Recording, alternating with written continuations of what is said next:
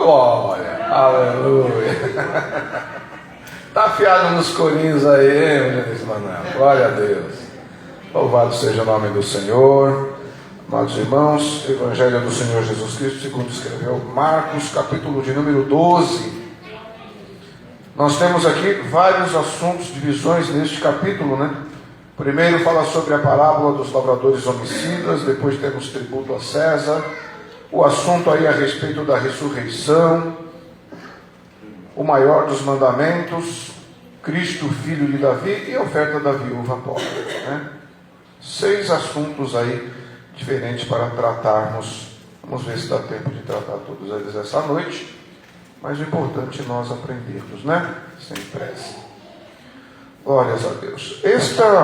Esta parábola, nós temos aqui a vinha construída por um lavrador. Ele planta a vinha, coloca um muro ao redor, constrói um lagar, uma torre e arrenda aos lavradores e sai em viagem. Bom, quem é a vinha?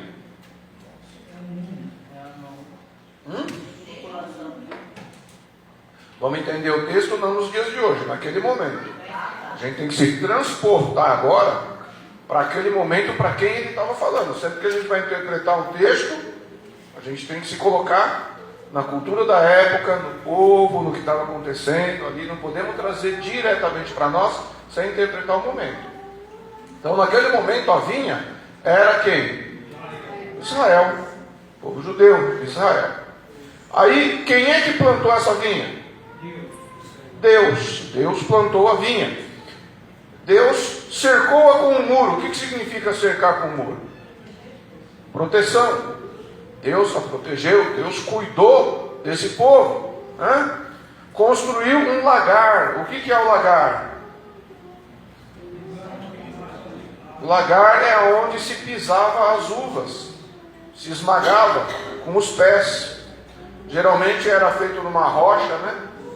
Quebrava a rocha, tinha em torno, normalmente era retangular, em torno de 2 metros por 1,5, fazia um furo. Você ia pisando. Tem lugar que até hoje é assim, gente. Tem lugar que fazem questão que seja com pele, né? Entra lá e vai pisando, vai esmagando, aquele caldo vai escorrendo, né? Para fazer o vinho. Lembre-se que o lagar também é citado lá em Apocalipse. Lembra-se? O lagar da ira de Deus. Bom, é feito o lagar, edifica-se uma torre. A torre, ela tinha várias utilidades, além de você poder subir na torre e olhar a sua plantação, ver se estava tudo bem, se estava pegando fogo, se não tinha ninguém roubando, etc., né? Também era utilizado como depósito, tá? Para sementes, etc., etc. Tá bom? Arrendou a uns lavradores. Quem são esses lavradores? Quem que Deus colocou para cuidar de Israel?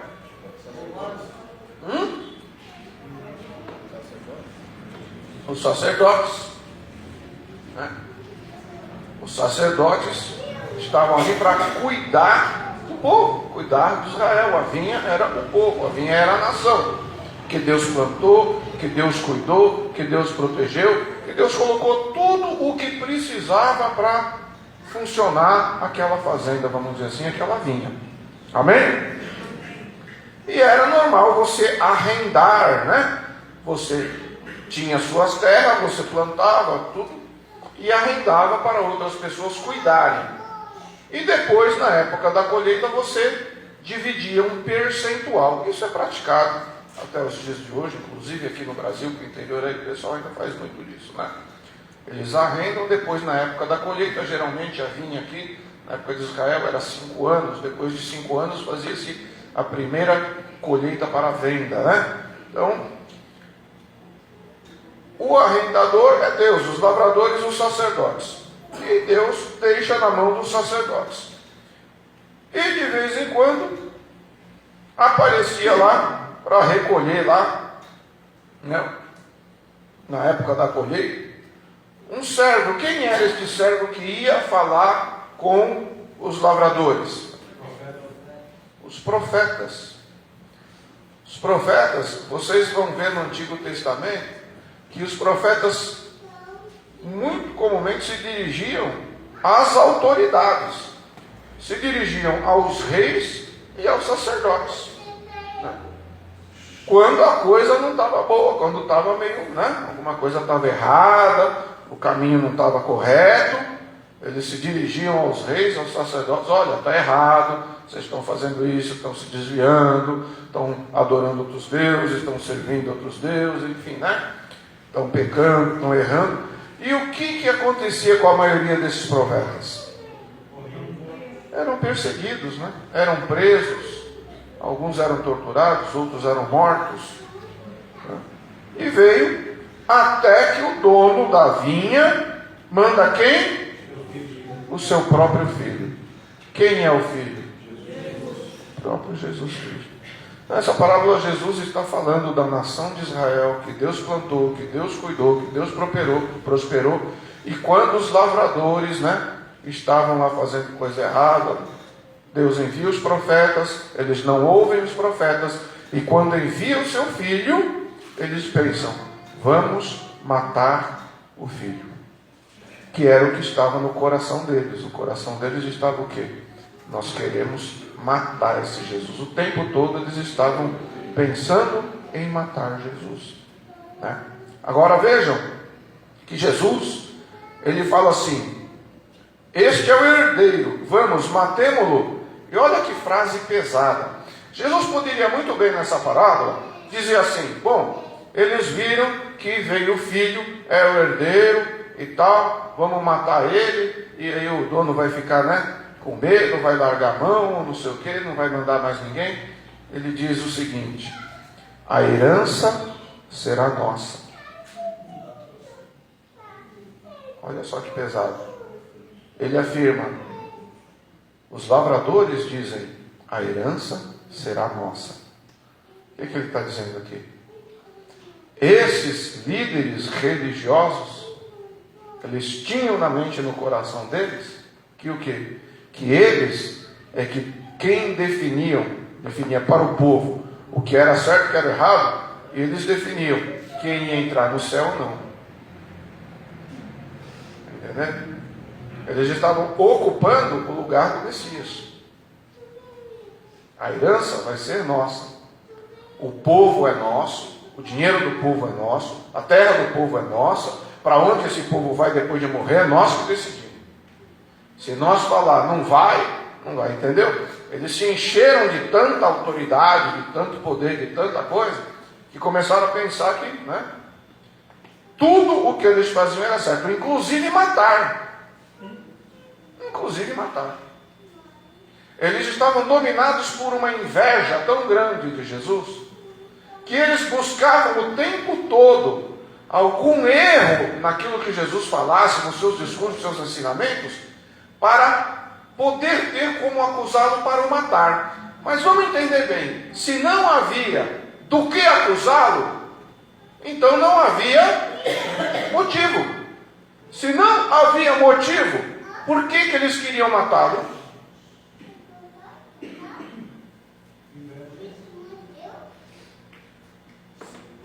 Inveja. Coração corrompido. Porque Jesus falava a verdade. Porque Jesus não permitia a corrupção dentro do templo, ali no pátio dos gentios, como nós estudamos a semana passada. Onde eles, líderes, faturavam. Entre outras coisas. Eles, sem motivo justo, queriam matá-lo. Sem um motivo justo. Se dissesse, existe uma motivação dentro da lei, por isso, não. Se existisse, eles já o teriam pego, preso, condenado. Mas não havia essa motivação. E eles constantemente buscavam essa motivação, né? E Jesus mostra nessa parábola que os lavradores não tinham motivo nenhum para matar os servos ou o filho. Não tinha motivo nenhum. A terra não era deles. A vinha não era deles. Eles estavam lá para trabalhar e para cuidar e ter uma porcentagem. Mas eles queriam sempre mais. Ambição. Quero mais. Eu quero me apoderar, eu quero usurpar tudo. Eu quero mais. Um sentimento bem parecido com o de Satanás, né? Lá no céu, um lugar tão maravilhoso, ele quis mais. Quis o trono. Então, é o sentimento que estava no coração dessas pessoas. E aí Jesus, ele já profetiza o que iria acontecer. Que fará, pois, o Senhor da vinha? O que o Senhor da vinha vai fazer? Virá, destruirá os lavradores e dará vinha a outros. O que ele está dizendo? O que aconteceu com Israel? O que aconteceu com Jerusalém? Foi destruído. Anos 70, pelos romanos. Agora, a vinha, que é o quê? O povo de Deus. Ele deu essa vinha para quem?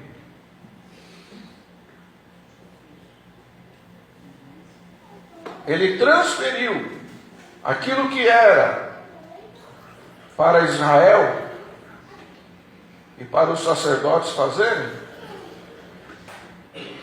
para outros. Sabe quem são esses outros? Somos nós. A igreja. Aquilo que era para Israel fazer, os sacerdotes fazerem, os escribas fazerem, o povo judeu fazer, ele transfere agora para a sua igreja. Agora eu vou colocar na mão da minha igreja. O que era para a nação de Israel fazer? O que era para os judeus fazerem? Levarem para todo mundo o conhecimento do Deus único e verdadeiro. Receber o Messias e anunciar o Messias. E anunciar as boas novas. Anunciar o Evangelho. Anunciar o perdão dos pecados. Mas o que eles fazem? Eles matam o Messias. E querem se manter dentro daquele padrão deles de sacrifício, instituído basicamente para os judeus, ignorando os gentios, colocando gente para vender no ato dos gentios. Aí o pai fala, bom, está na hora de transferir isso daí. Vou tirar da mão deles e agora vai ficar na mão da igreja do meu filho, da igreja do Senhor Jesus Cristo. Aleluia. Levar o Evangelho, levar a palavra, levar o perdão dos pecados, levar a entrada do reino dos céus para toda a criatura. É isso que a igreja do Senhor Jesus tem que fazer, anunciar para todos.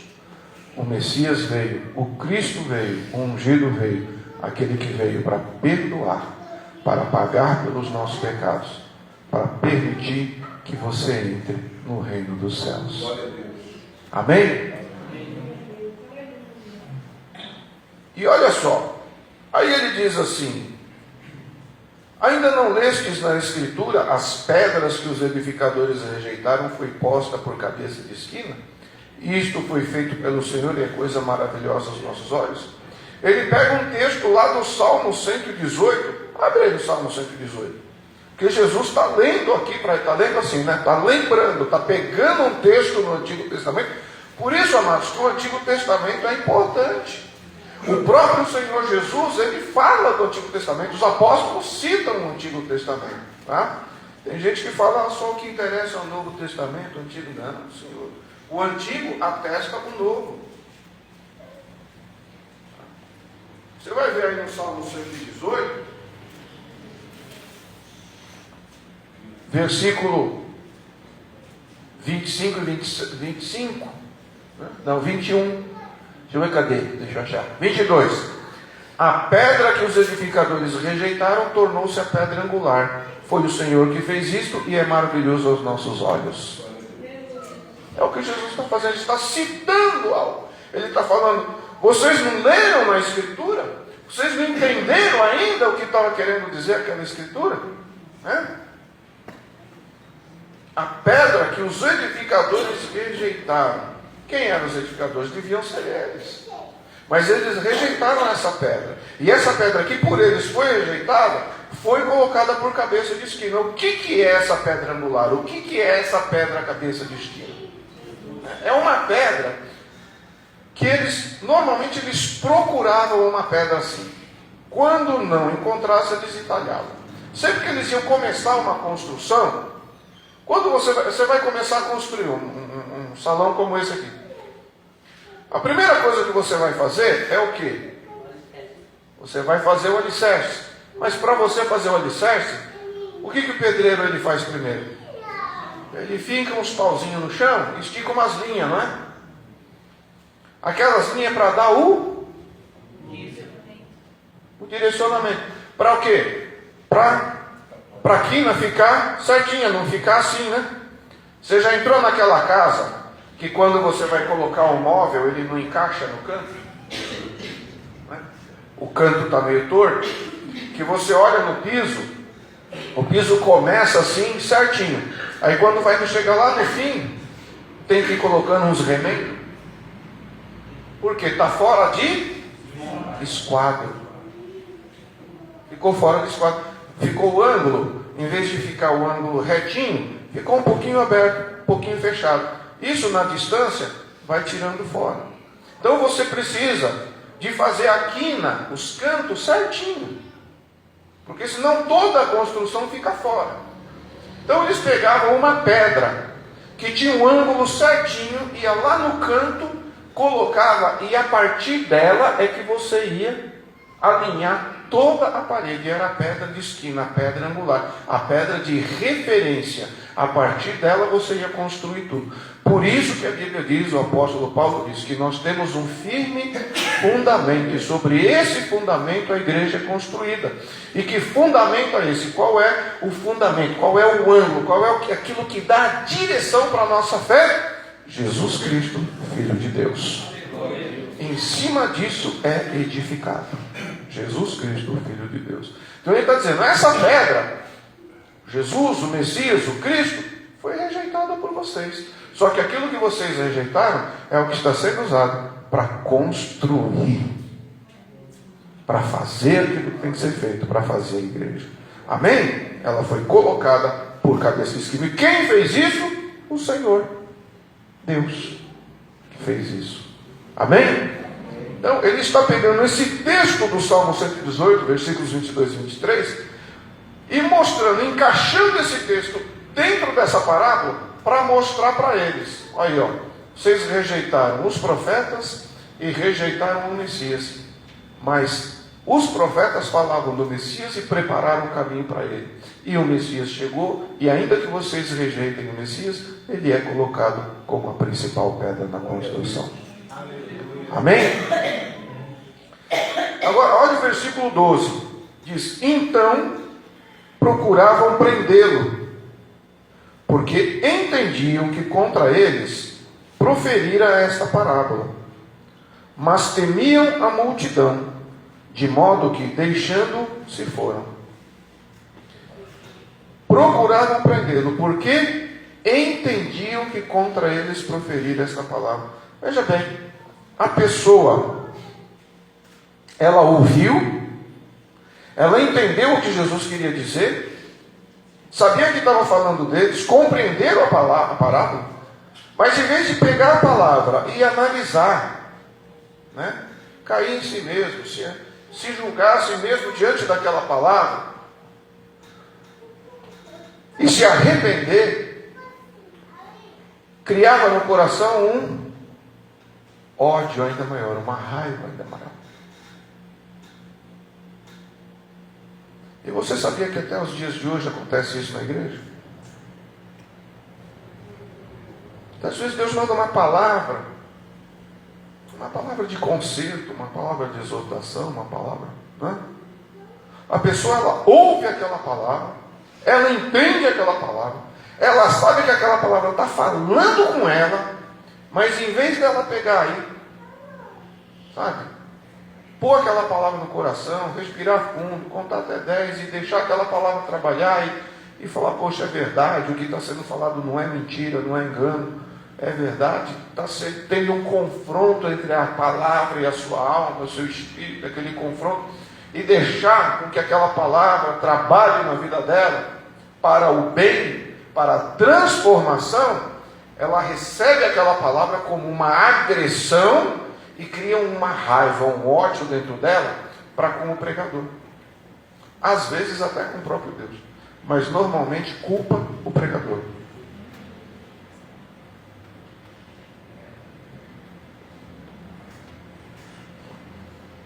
Se a palavra é verdadeira e está tocando em alguma ferida, você tem que parar e analisar a sua vida. Não deixar aquilo criar uma raiva, uma angústia, que é o que estava acontecendo com eles. Eles entenderam a palavra, mas desejavam mais ainda matar Jesus. Eles não deixaram a palavra trabalhar na vida deles e transformar a vida deles, mudar o conceito, o pensamento, a ideia, os sentimentos deles. Não, eles continuavam com aquilo, eles rejeitavam aquilo, não deixavam aquela palavra trabalhar na vida deles. Então temos que tomar muito cuidado quando estamos ouvindo, recebendo uma palavra da parte do Senhor. Se aquilo cutuca alguma ferida nossa, temos que parar e pensar, peraí, se a palavra realmente é essa, é correta, é verdadeira, sabe? Eu preciso que essa palavra trabalhe na minha vida. E não ficar com bronca, ficar com raiva. Está falando de mim, está falando da minha vida, está me cutucando, está me provocando. Porque eu fiz isso, porque eu fiz aquilo, porque eu aquilo outro.